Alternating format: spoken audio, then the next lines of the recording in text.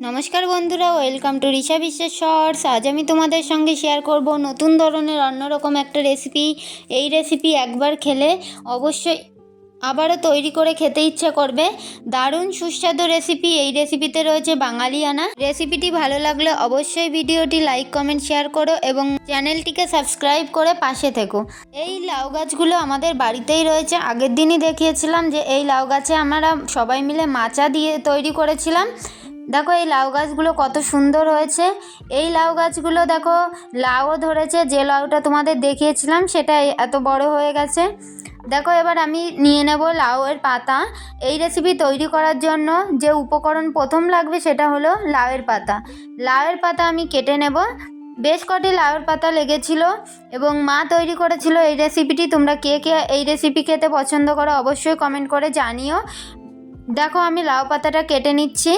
আমাদের 5 থেকে 6টা লাউ পাতা লাগবে। আমি এক এক করে লাউ পাতাগুলো কেটে নিচ্ছি এবং পাতাগুলো দেখো খুব সুন্দর। আমি দেখো পাতাগুলো সবই কেটে নিচ্ছি। তোমরা কে কে এই লাউ পাতুরি খেতে ভালোবাসো অবশ্যই কমেন্ট করে জানিও। যে পাতাগুলো গাছ থেকে কেটে নিলাম সেগুলোই কেটে ধুয়ে পরিষ্কার করে গুছিয়ে নিয়েছি এবং তার সঙ্গে জল ঝরিয়ে নেওয়া হলো।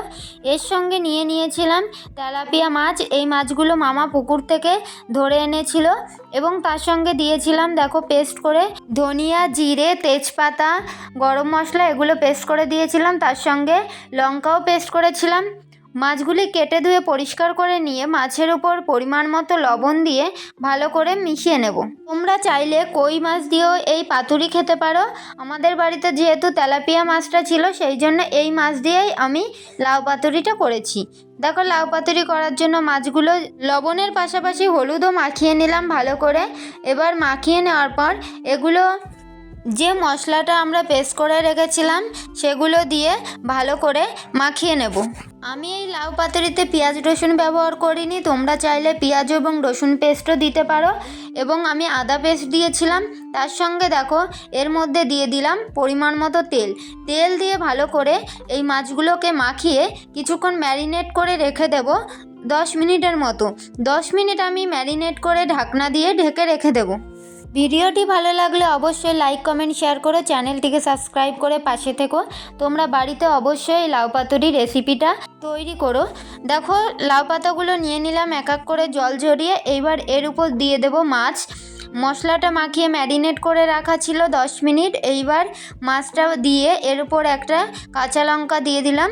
কাঁচা লঙ্কা দিয়ে এবার ভালো করে এই লাউ পাতাটা মুড়িয়ে নেব। ভালো করে লাউ পাতাটা মুড়িয়ে নিতে হবে যাতে এর ভিতর জলটা না ঢোকে। যেহেতু আমি ভাতের মধ্যে দিয়েছিলাম সেই জন্য আমার কাছে তো লাউ পাতুরি এইভাবেই ভালো লাগে। তোমরা চাইলে এই রেসিপি বাটিতেও করতে পারো। মা যেহেতু সব লাউ পাতাগুলো রেডি করছিল দেখো ভালো করে মুড়িয়ে এটা সুতো দিয়ে বেঁধে দিল। এইভাবে দিয়ে এক এক করে সবগুলো রেডি করে নেওয়া হবে। দেখো আর একটাও রেডি করে নেওয়া হলো।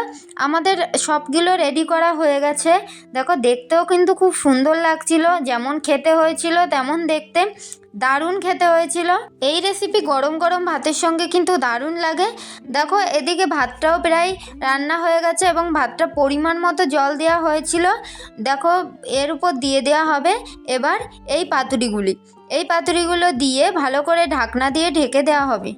এক এক করে সব পাতুরিগুলোই দেওয়া হয়ে গেল। এবার ঢাকনা দিয়ে ঢেকে দেওয়া হবে। 20 মিনিট মতন রেখে আমরা নামিয়ে নিয়েছিলাম। দেখো ঢাকনাটা খুলে নিলাম।